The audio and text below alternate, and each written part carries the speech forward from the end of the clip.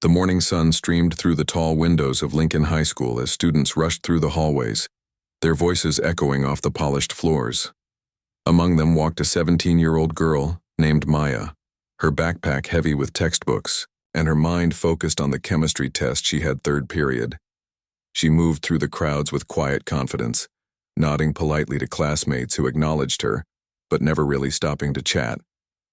Maya had been at Lincoln High for almost 3 months now, ever since her family moved to the suburban town of Millbrook. The transition hadn't been easy. Coming from a diverse urban school to this predominantly white suburban environment felt like stepping into a completely different world. The hallways were cleaner, the resources were better, and the students drove cars that cost more than most people's annual salaries. But something else was different too, something Maya noticed in the way conversations sometimes stopped when she entered a room, or how some students seemed surprised when she answered questions correctly in advanced classes. She had learned to navigate these subtle moments carefully.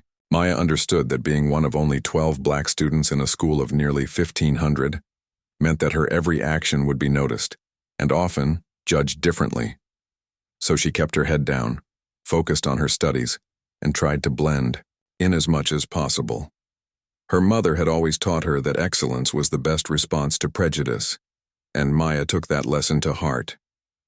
The cafeteria at Lincoln High was a massive space that could easily hold 500 students. Round tables were scattered throughout, with different groups naturally gravitating toward their usual spots. The athletes claimed the tables near the windows, the theater kids gathered by the stage area, and various other cliques had their established territories. Maya had quickly learned the unspoken rules of cafeteria politics during her first week. She always sat at a small table in the far corner, near the emergency exit. It wasn't the most social spot, but it was quiet and gave her a perfect view of the entire cafeteria. From there, she could observe the complex social dynamics that played out every day during lunch period. She watched as friendships formed and dissolved, as couples argued and made up, and as the various hierarchies of high school life revealed themselves in subtle and not so subtle ways. Maya usually spent her lunchtime reading or catching up on homework. She preferred it that way. It gave her an excuse not to worry about finding someone to sit with or making small talk with classmates who seemed friendly enough, but never quite invited her into their inner circles. Her chicken salad sandwich and apple were simple compared to the elaborate meals some students brought or bought from the cafeteria's expensive lunch options, but they were filling and allowed her to save money for books and supplies. But Maya wasn't just any regular student, though nobody at Lincoln High knew that yet. She carried a secret that would have changed how every person in that school treated her if they knew the truth. For now, though, she was content to remain anonymous, to observe, and to document her experiences in the detailed journal she kept hidden in her backpack. Across the cafeteria, at the most coveted table right in the center of the room, sat Derek Matthews. Derek was everything that Lincoln High valued in a student, at least on the surface. He was the starting quarterback on the football team, had decent grades, came from one of the wealthiest families in town, and possessed the kind of effortless charisma that made him popular with both students and teachers. His table was always crowded with admirers, followers, and friends who hung on his every word. Derek had been king of Lincoln High since his sophomore year. Now a senior, he felt entitled to certain privileges that came with his status. He decided who was cool and who wasn't. He determined which parties were worth attending and which students deserved to be included in the inner circle of popularity. His word carried weight, and most students either sought his approval or tried to stay out of his way. But Derek had another side that not everyone saw. He could be cruel when he felt his authority was challenged, and he had a particular talent for identifying students who wouldn't fight back. He never physically hurt anyone. He was too smart for that, but his words could cut deep, and his influence could make someone's life miserable if he chose to target them. Over the past few weeks, Derek had noticed Maya sitting alone in her corner. Something about her quiet confidence irritated him.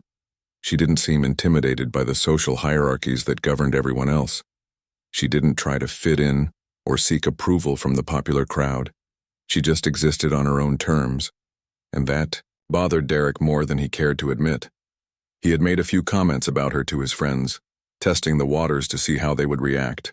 When he referred to her as that girl who thinks she's too good for everyone else, some of his followers laughed and agreed. When he wondered aloud why she always sat alone and whether she thought she was special or something, others nodded along. These small moments of validation encouraged Derek to push a little further each time. Maya was aware of Derek's attention, though she tried not to let it show. She had dealt with bullies before, and she recognized the pattern. First came the stares, then the whispered comments, then the direct confrontation. She had hoped that keeping to herself would avoid any drama, but she could feel the tension building. She saw how Derek's friends would glance in her direction when he spoke, and she noticed how their laughter sometimes felt directed at her. Despite the growing uncomfortable atmosphere, Maya continued her routine. She arrived at lunch, sat at her table, ate her sandwich, and worked on her assignments. She was particularly focused these days because she was working on a special project, one that required her to pay attention to everything happening around her, including things that other students might not notice or think were important. Every evening, Maya would go home to the modest apartment she shared with her mother and carefully write down her observations from the day. She documented the social dynamics she witnessed, the way different groups interacted, and especially any incidents that seemed unfair or problematic. She wrote about the way certain students were treated differently based on their appearance, their family's economic status, or their race. She noted which teachers seemed to have favorites and which ones treated all students equally. This documentation wasn't just a hobby for Maya. It was an assignment, a very important assignment, that could have significant consequences for Lincoln High School if her observations revealed serious problems. But for now, she kept this purpose to herself, playing the role of just another student trying to get through high school. As she sat in her usual corner table that Tuesday afternoon, Maya had no idea that her careful observation period was about to come to an end. She didn't know that Derek had finally decided to make his move, or that the confrontation she had been quietly preparing for was just minutes away.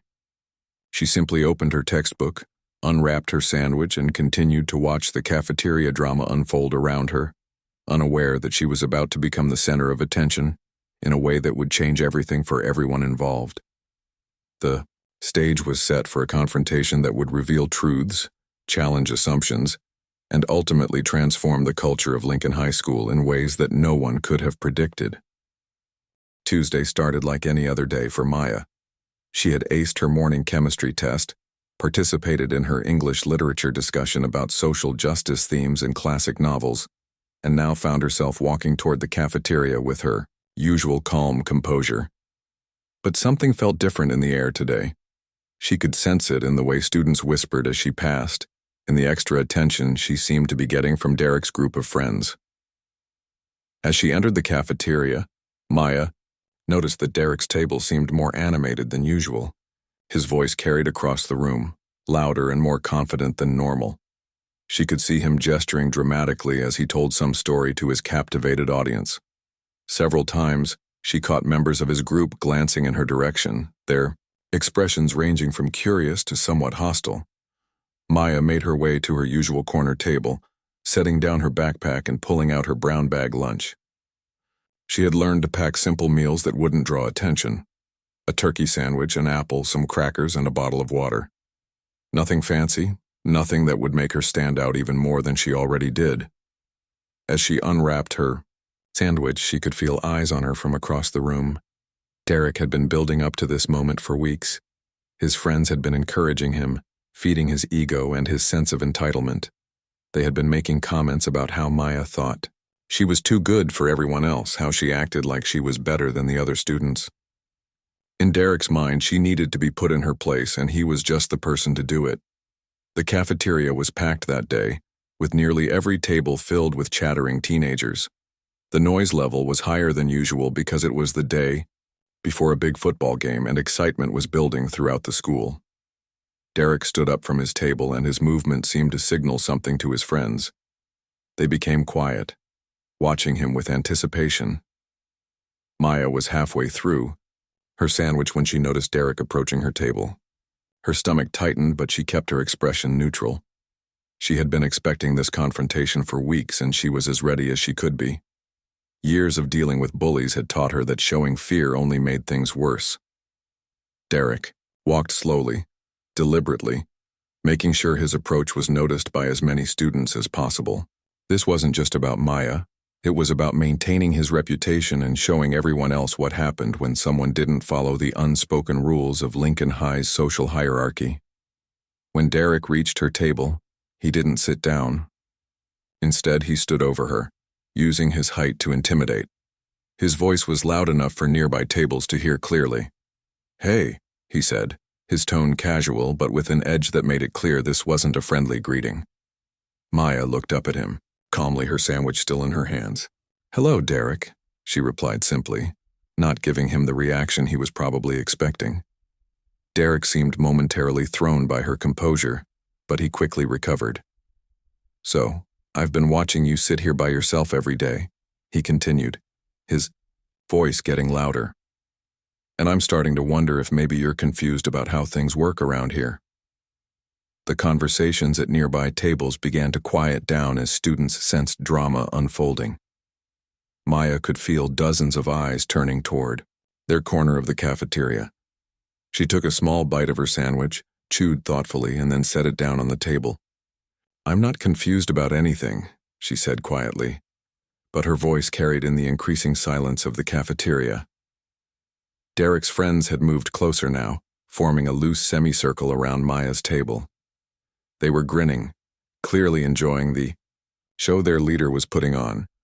Some had their phones out, ready to record whatever happened next for social media. "See, that's where you're wrong," Derek said, his confidence growing as he noticed more students paying attention. "Because if you understood how things worked here, you'd know that certain tables are for certain people. And this area right here, it's not really meant for people like you." The phrase hung in the air like a toxic cloud. Maya felt her jaw tighten, but she kept her voice steady. "People like me?" she repeated, making sure everyone in the cafeteria could hear the question clearly. Derek realized he had crossed a line, but he was too committed now to back down. His friends were watching, the cafeteria was watching, and his reputation was on the line. "You know what I mean," he said, trying to sound casual but failing to hide the malice in his voice. "This is Lincoln High. We have our ways of doing things. Maybe you'd be more comfortable eating somewhere else, like, I don't know, maybe you should just leave the cafeteria altogether." The silence in the room was now complete. Even the cafeteria. Workers had stopped what they were doing to watch what was happening. Maya could feel the weight of hundreds of eyes on her, waiting to see how she would respond. Some students looked uncomfortable, others seemed excited by the drama, and a few appeared genuinely concerned about what was unfolding. Maya stood up slowly, deliberately. She was not tall, but something about her posture and presence made her seem powerful in that moment. She looked directly at Derek, meeting his eyes without flinching. "You want me to leave the cafeteria?"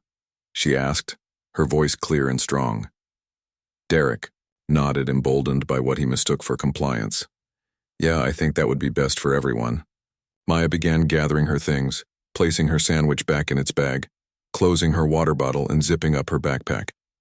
Derek smiled triumphantly, turning slightly toward his friends to gauge their approval. This was going exactly as he had planned. But then Maya did something that nobody expected. Instead of walking toward the exit, she walked directly to the center of the cafeteria. She set her backpack down on an empty table and climbed up onto a chair, then stepped onto the table itself. The cafeteria erupted in confused murmurs. Derek's smile faded as he realized that Maya was not leaving in shame as he had expected. Instead, she was claiming the attention of the entire room.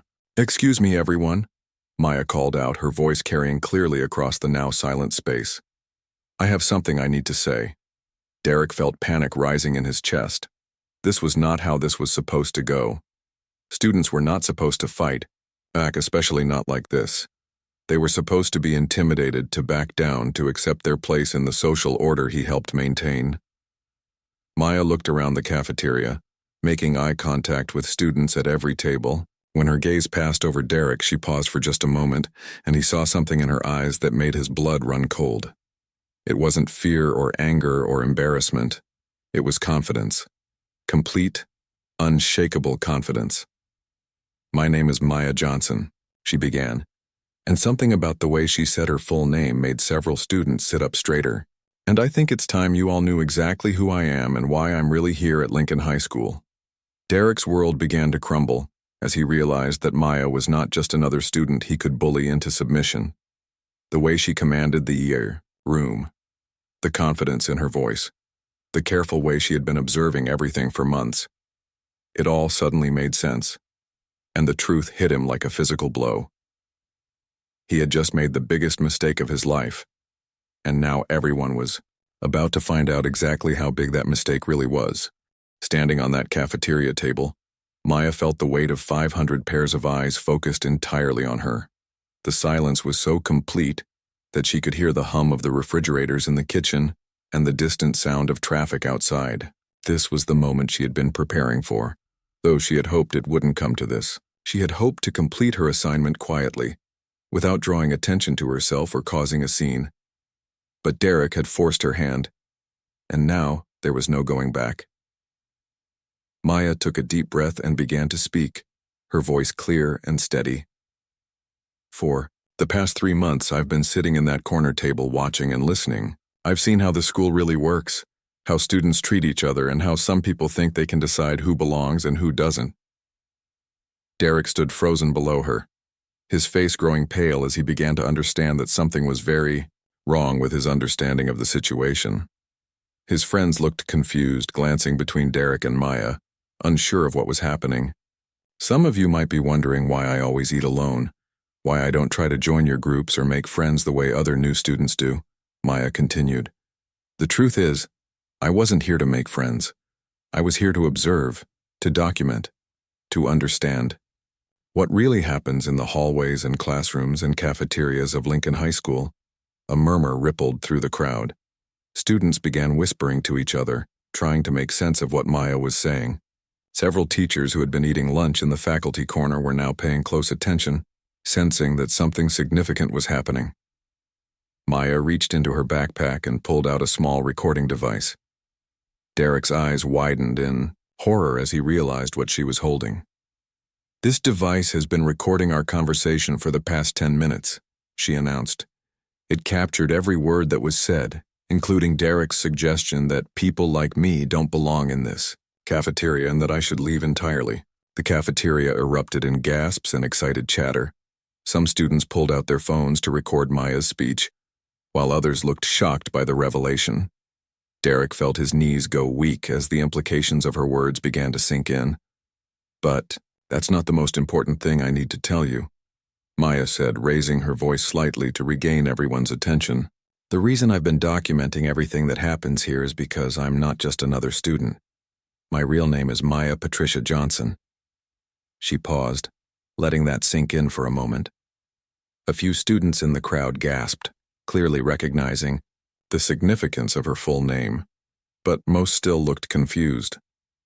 "My mother," Maya continued, "is Dr. Patricia Johnson, and starting next Monday, she will officially begin her new position as the superintendent of this entire school district." The cafeteria exploded in shocked voices and stunned silence all at once.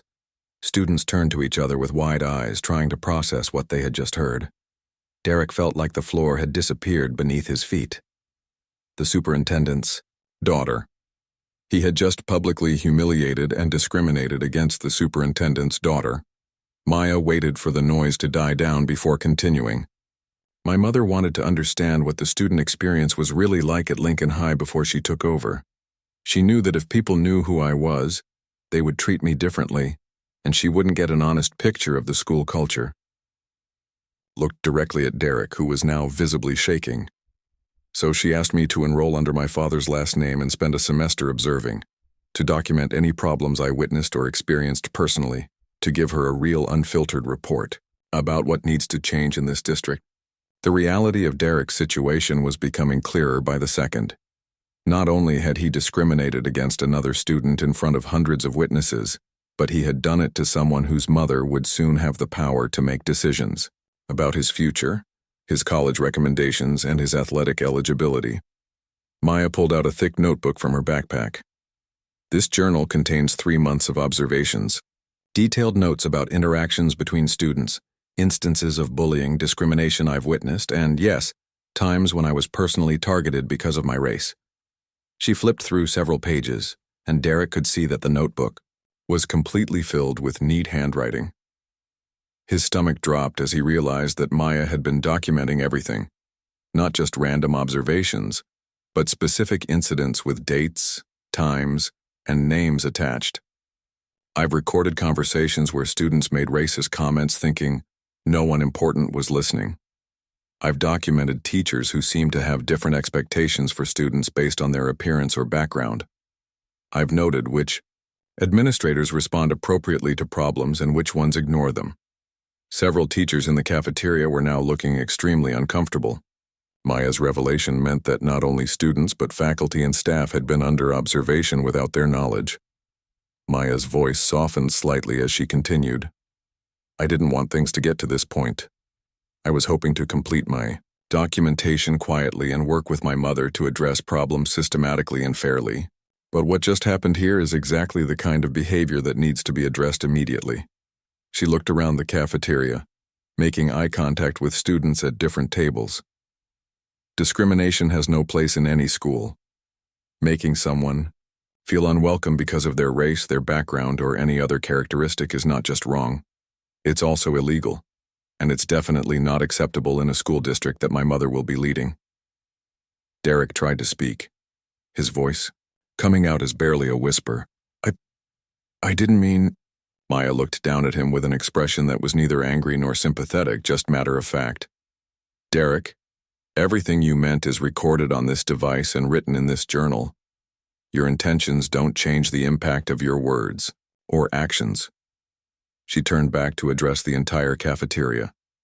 My mother will be meeting with Principal Harrison this afternoon to discuss the contents of my report. There will be changes coming to Lincoln High School. Some of those changes will focus on creating a more inclusive environment where every student feels welcome and respected. The weight of Maya's words was settling over the room like a heavy blanket. Students who had laughed at Derek's jokes about other kids were now wondering if their behavior had been documented too. Teachers were mentally reviewing their classroom interactions, hoping they had treated all students fairly. Maya began packing her things back into her backpack.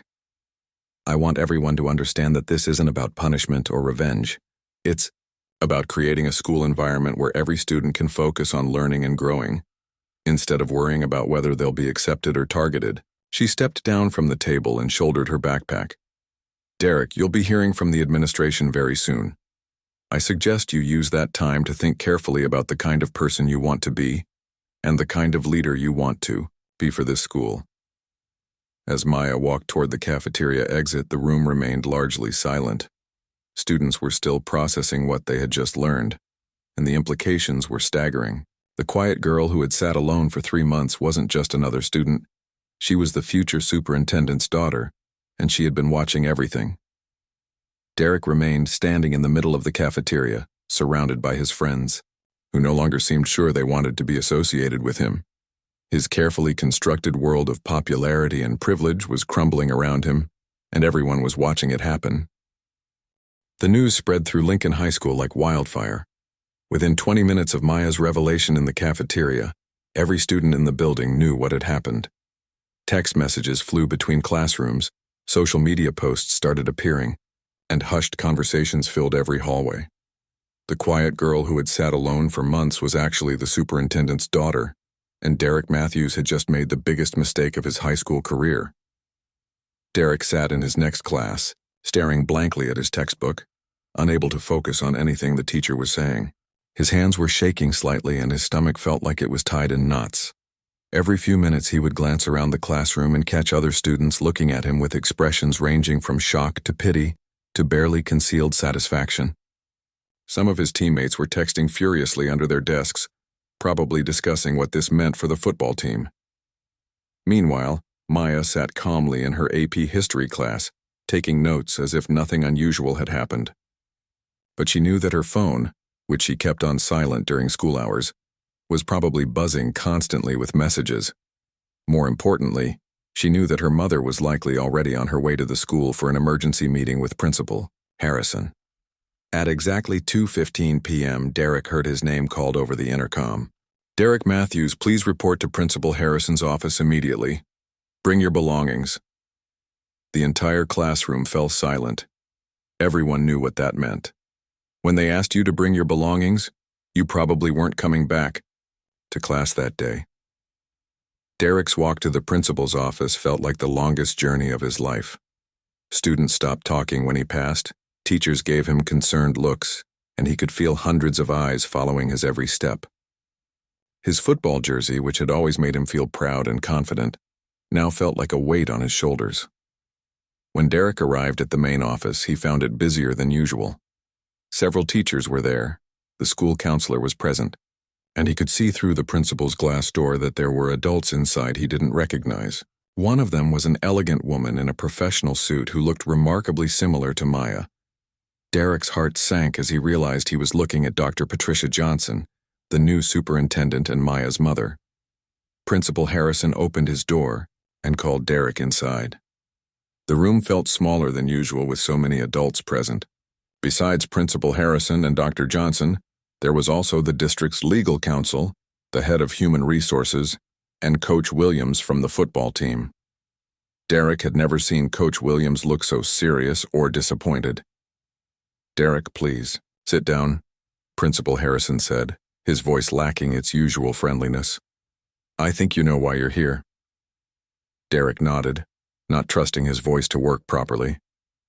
Dr. Johnson was studying him with the same calm, intelligent eyes he had seen in Maya. She didn't look angry, which somehow made the situation even more frightening.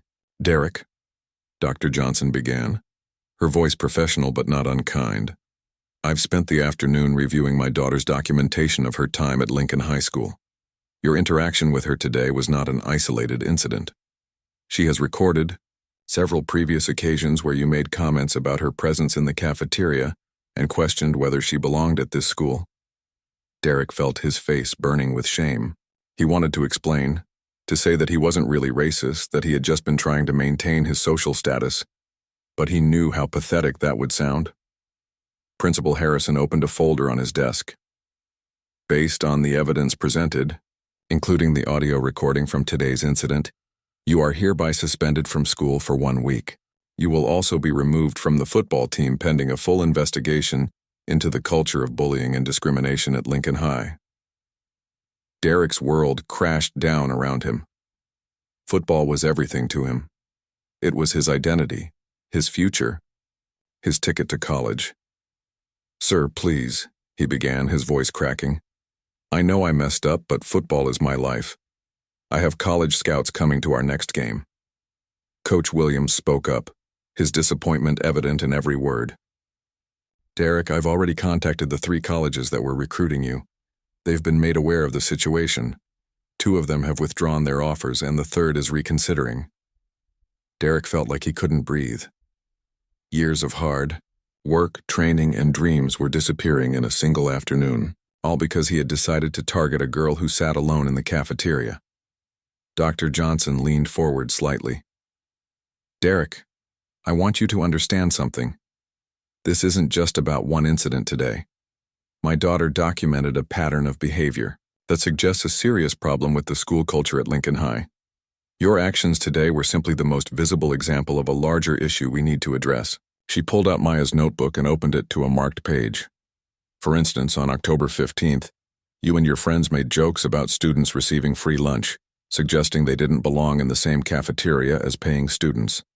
On October 28th, you questioned why certain students were in advanced classes, implying they weren't smart enough to be there. Should I continue?" Derek shrank further into his chair with each example. He had thought his comments were harmless jokes, just part of maintaining the social order he was used to. He hadn't realized that every thoughtless remark was being carefully documented by someone whose mother would soon have the power to change everything. The legal counsel spoke for the first time. "Derek, you should also be aware that this situation could have legal implications. Discrimination based on race in educational settings is a violation of federal civil rights laws. The district is required to investigate and respond appropriately to such violations." Derek's parents arrived at the school 30 minutes later, having been called immediately after the meeting began. His mother cried when she heard the recording of his confrontation with Maya. His father, a successful businessman who had always been proud of Derek's athletic achievements, looked more disappointed than Derek had ever seen him. "How did we raise a son who would treat another person this way?" his mother asked through her tears. It was a question that cut deeper than any punishment the school could impose. By the end of the school day, Derek's social media accounts were flooded with comments. Some friends tried to defend him, but many more students were sharing their own stories of times when Derek had made them feel unwelcome or inferior. Stories that Derek barely remembered, but that had clearly left lasting impacts on his classmates. Maya, meanwhile, was at home having a quiet dinner with her mother, discussing the events of the day and the changes that would need to be implemented at Lincoln High School. Dr. Johnson was proud of her daughter's composure and maturity, but also sad that Maya had to experience discrimination firsthand to help improve the school system. "I'm sorry you had to go through that, sweetheart," Dr. Johnson said as they cleaned up after dinner. "No student should have to endure what you experienced." Maya nodded thoughtfully. "I know, Mom. But maybe something good can come from it. Maybe Derek will learn from this, and maybe other students will think twice before they treat someone badly. Because they're different." That evening, Derek sat in his bedroom staring at the wall, his phone turned off to avoid the constant notifications.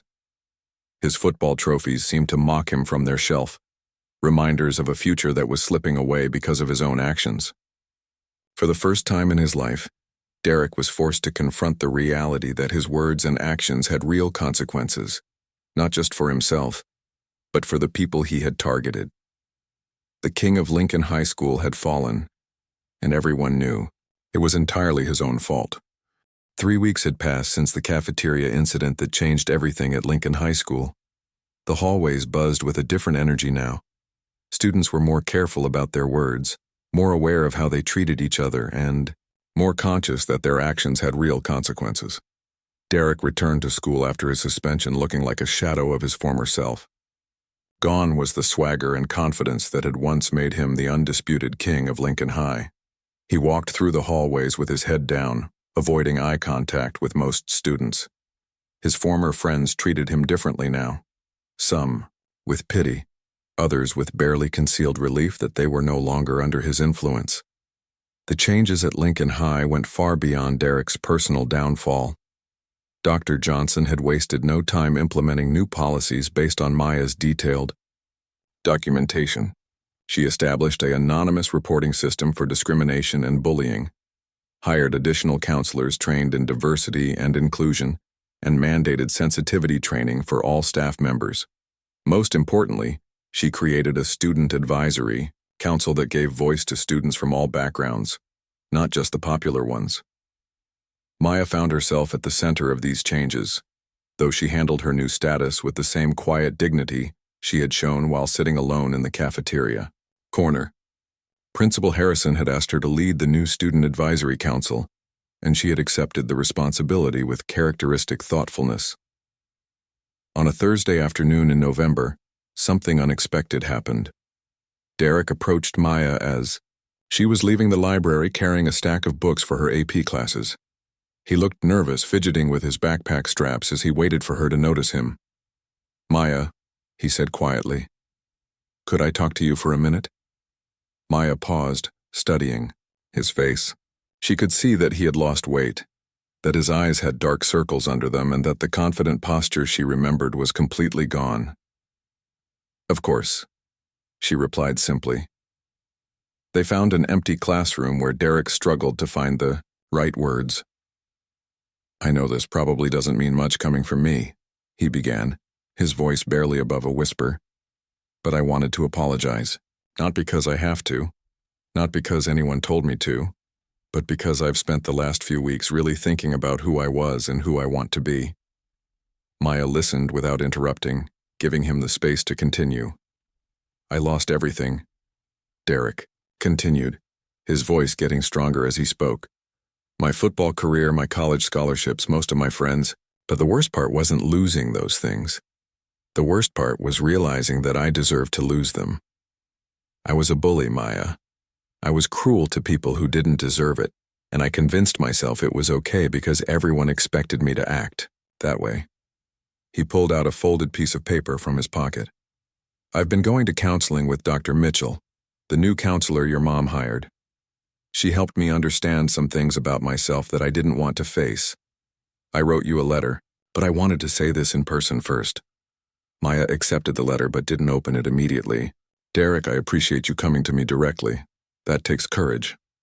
I know I can't undo what I did, Derek said, tears starting to form in his eyes. I know I hurt you and probably other students too. But I want you to know that I'm trying to change. Really change, not just pretend to change until people forget what happened. Maya nodded thoughtfully. What does that change look like for you? Derek wiped his eyes and straightened up slightly. I've been volunteering at the community center downtown, helping with their after-school program for kids from low-income families. Dr. Mitchell suggested it, and at first I thought it was just another punishment. But these kids, they've taught me more about respect and kindness than I ever learned in my 17 years of being popular. He pulled out his phone and showed Maya a picture of himself reading to a group of young children. That's destiny. He pointed to a little girl with braided hair who was looking up at him with complete trust. She's 7 years old, and her mom works 2 jobs just to keep food on the table. When I first met her, I realized that I would have looked down on her family 3 months ago. I would have made jokes about free lunch kids without ever thinking about what their lives were really like. Maya felt a flicker of something that might have been hope.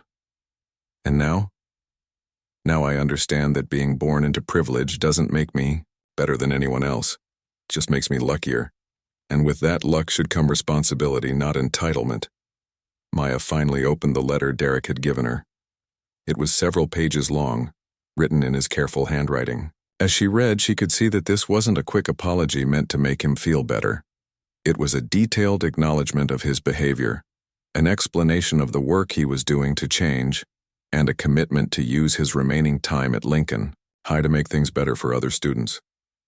Derek, this letter shows real thought and self-reflection, Maya said after reading it completely.